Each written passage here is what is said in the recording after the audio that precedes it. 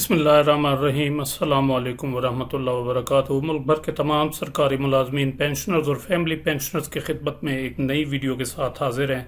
नाज़रीन ग्रामी, आज की ये वीडियो पेंशनर्स के लिए बहुत मालूमाती वीडियो है, जिसमें हम ये देखेंगे कि पेंशन बहाली के बाद कितना इजाफा होता है, पेंशन किस रकम पर बहाल होती है, आया जो पेंशन इस वक्त ले रहा होता है करंट पेंशनर जो होता है वो करंट जो पेंशन ले रहा होता है, आया वही बहाल या डबल हो जाती है या शुरू की पेंशन बहाल होती है। तो नहायत मालूमाती वीडियो है, आप इसको आखिर तक देखेंगे तो आपके सारे जो कन्फ्यूजन पेंशन बहाली के बारे में होंगी वो सारी दूर हो जाएंगी। मुझे इस सिलसिले में एक मेरे व्यूअर ने मुझसे व्हाट्सएप पर रब्ता करके उन्होंने दरख्वास्त की, गुजारिश की कि मैं उनकी पेंशन बहाली मालूम करके बताऊं। उन्होंने लिखा कि जनाब, उम्मीद है आप खैरियत से होंगे। मैं 2 मार्च 2011 को ग्रेड 14 में 30 साल सर्विस के बाद 60 साल की उम्र में रिटायर हुआ।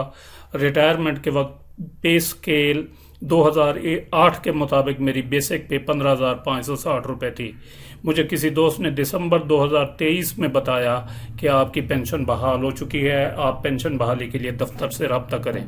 दिसंबर 2023 में बहाली से पहले मैं 43,000 रुपये के करीब पेंशन ले रहा था माहाना, जिसमें मेडिकल अलाउंस भी शामिल था। दफ्तर वालों ने अभी तक पेंशन बहाल नहीं की। जनवरी 2024 के आखिर में अप्लाई किया था। आपसे गुजारिश है कि क्या आप मुझे बता सकते हैं कि मेरी पेंशन बहाली के बाद कितनी हो जाएगी।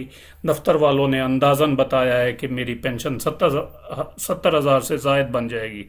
अल्लाह पाक आपको सेहत अता फरमाए, आमीन। आपकी जो फीस होगी वो भी मैं अदा करूंगा। वस्सलाम। मोहम्मद लतीफ़ साहब हैं जी, retired assistant driver, Pakistan railway से। तो इन्होंने ये पूछा है कि इनकी पेंशन कितनी बन जाएगी बहाली के बाद। तो पेंशन कैलकुलेटर मेरे पास मौजूद है, पेंशन रेस्टोरेशन ऑफ पेंशन का एक्सेल शीट में, उसमें ये सारी इनकी इंफॉर्मेशन जो है वो पुट करते हैं और उसके बाद देखते हैं कि इनकी जो पेंशन ये जो ले रहे थे वो दुरुस्त है और पेंशन बहाली के बाद इनकी पेंशन कितनी बनती है। तो ये जी ग्रेड 14 में रिटायर हुए हैं और बेसिक पे जो ले रहे थे इन्होंने कहा जी 15,560 रुपये। आप डेट ऑफ बर्थ भी यहाँ पर लिख सकते हैं, डेट ऑफ रिटायरमेंट भी, date of entry into government service, लेकिन ये चीज़ें कैलकुलेट करने के लिए होती हैं कि आपकी एज कितनी है और क्वालिफाइंग सर्विस कितनी बनती है।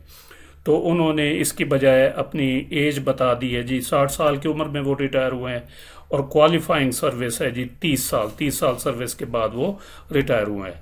तो जो ही हमने ये चीज़ें पुट की इस एक्सेल शीट में, फार्मूले फिट हुए पहले से, तो हर चीज़ कैलकुलेट होकर सामने आ गई। इन्होंने बताया था कि जी 43,000 के करीब ये दिसंबर 2023 में जब इन्होंने अप्लाई किया पेंशन बहाली के लिए, तो उस वक्त पेंशन बहाली से पहले ये पेंशन ले रहे थे। तो हमारे पास जो निकल कर आई है वो है जी 43,078 रुपये इनकी पेंशन है जी। तो तकरीबन बिल्कुल दुरुस्त है। उन्होंने अंदाजन का लफ्ज़ इस्तेमाल किया, तकरीबन 43,000 ले रहे थे, तो हमारे पास एक्यूरेट जो फिगर आया है वो है 43,078 रुपये, जिसमें ये नेट पेंशन है और इंक्रीजेस जो लगी हैं इनको एडमिजिबल हैं वो जुलाई 2022 तक 32,297 रुपये, क्योंकि इसके बाद इनकी पेंशन जो है अगली इंक्रीज से पहले जुलाई 2023 की इंक्रीज जो 17.5% है उससे पहले इनकी पेंशन बहाल हो गई। डेट ऑफ रिटायरमेंट है इनकी 2 मार्च 2011। तो इनकी जो बनेगी डेट ऑफ रेस्टोरेशन वो बनेगी 2 मार्च 2023, क्योंकि जो एज रेट होगा 12.3719 वो इसमें हम जमा कर देंगे तो 2023। तो इनको जिस दोस्त ने बताया था दिसंबर 2023 में कि आपकी पेंशन बहाल हो चुकी है, तो वाकई इनकी पेंशन मार्च 2023 से बहाल हो चुकी है। तो बहाली से पहले ये पेंशन इन्होंने बताया था 43,000 ले रहे थे, तो हमारे पास फिगर आया 43,078 रुपये, जो कि बिल्कुल एक्यूरेट है। इन्होंने कहा जी इसमें मेडिकल अलाउंस शामिल थे। तो पेंशन बहाली का तरीकाकार ये होता है कि मेडिकल अलाउंस जो होता है वो निकाल कर जो बाकी पेंशन बचती है उस पर जो है वो कैलकुलेट किया जाता है रेस्टोरेशन ऑफ पेंशन। ऐसा नहीं होता कि जो शुरू की जो आपकी 35% कम्यूट हुई थी या 65% कम्यूट हुई थी नेट पेंशन थी उस पर कैलकुलेट होगा, इस तरह नहीं होता।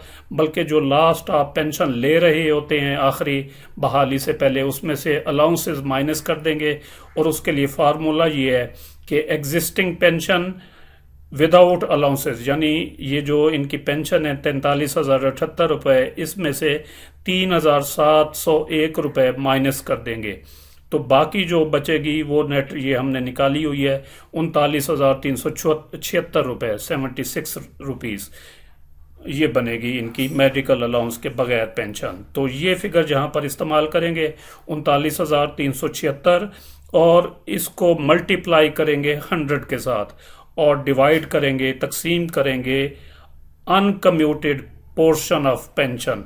35% कम्यूट हो गई थी इनकी पेंशन, तो अनकम्यूटेड पोर्शन है 65%। 65% इनका जो है वो अनकम्यूटेड है। तो ये फार्मूला इस तरह से वर्क करेगा कि 39,376 ज़रब 100 और मल्टीप्लाइड बाई 65।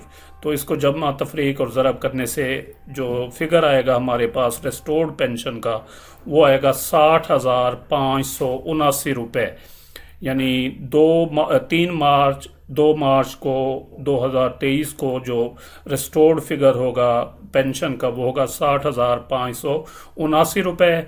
और इस पर जो है आइंदा जो पेंशन इंक्रीजेज होंगी वो इस पर लगेंगी, ना कि इस पर लगेंगी। यानी अब इस पर कैलकुलेट होगा नेक्स्ट जो इजाफा होगा 2023 का 17.5%। तो वो हमने कैलकुलेट किया है, वो बनता है 10,601 रुपये 50 पैसे। 10,601 रुपये 50 पैसे।